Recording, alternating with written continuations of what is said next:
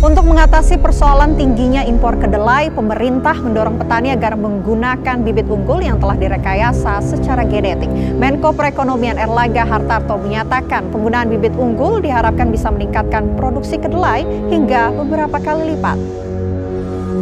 BUMNisasi adalah usaha pemerintah mencari uang. Hal ini merupakan bisnis gaya pemerintahan ala-ala sosialis komunis yang umum dilakukan. Misalnya Cina, Tiongkok. Untuk jalannya BUMN yang efektif, pemerintahnya harus sedikit otoriter. Dan apakah Indonesia mau menjadi ke arah sana? Pemerintah otoriter, pemerintah pemaksa kehendak. Nah, kalau otoritarian, baru BUMN jalan dengan bagus. Secara bangunan memang terlihat cepat pakai BUMN, tapi mutu dan kesadaran servisnya sangat rendah. Yang lebih nggak pas lagi manajemennya dengan gaya kerajaan atau menang. Bukan seperti entrepreneur spiritnya. Organisasinya gemuk, pengambilan keputusannya top down, yang di bawah lambat gerak. Pesan dari bawah sulit sampai ke atas. Kuno banget deh menjalankan bisnisnya. CEO dan direksinya bekerja hanya 5 tahunan. Bagi saya hal seperti ini sulit bisa membesarkan organisasi. Nggak bisa lah menjalankan bisnis yang setiap 5 tahun berubah polisinya. Pimpinan diganti, chemistry organisasinya ikut berganti juga. Sulit, sangat sulit bergerak lincah. Yang ada hanya cari aman. Misalnya BUMN BPJS. Saya kasih contoh.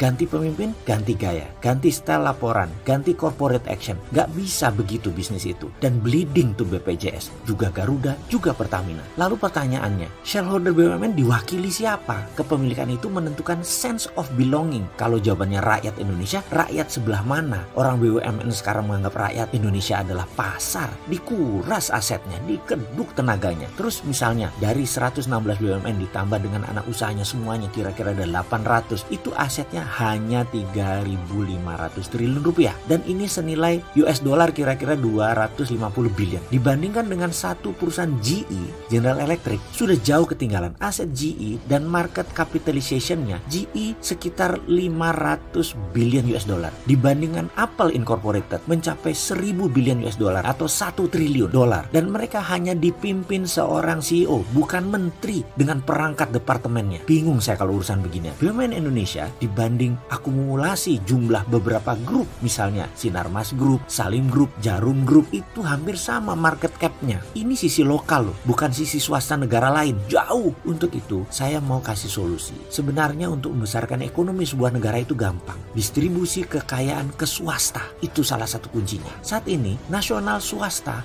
banyak yang siap untuk dikembangkan. Beri kami kekuatan dukungan regulasi saja. Kami tidak mau manja seperti pebisnis kaum tua-tua konglomerat yang kaya dari zaman Soeharto sampai sekarang, yang pandai memanipulasi bankers. Nggak perlu kayak mereka. Dan bankers yang dikerjain mereka itu bank plat merah lagi. Bankers yang dikerjain oleh para konglomerat tua itu masih begitu aja gaya cara mengelola perusahaannya. Kami nggak akan tiru gaya itu. Udah kuno gaya itu. Beri kami regulasi yang memihak pada bisnis kami. Dan bukan kami saja yang beruntung. Semua stakeholder warga negara akan diuntungkan dengan strategi ini. Solusi ini tidak rasialis, tidak segmentasi. Solusi kami tidak pilih-pilih. Kebijakan apa yang saya maksud? Oke Pak Presiden, boleh saya minta waktu berdua? Yuk kita jagongan Pak. Sarungan sambil nunggu maghriban. Mau saya kasih solusi cepat. Tapi maaf, BUMN-nya gaya baru. Nggak seperti sekarang. Kita ubah BUMN gaya baru. Ini strateginya. Namanya proyek swastanisasi nasional. Nah bagaimana? Mau jagongan sama saya Pak Presiden? Kayaknya enggak ya. Kasihan deh gue ini. Kayaknya ngarep banget. Mana mau beliau ketemu Sontoloyo ini? Wes lah, kalau nggak dianggap, ya udah saya ngomongin ke publik aja bagaimana.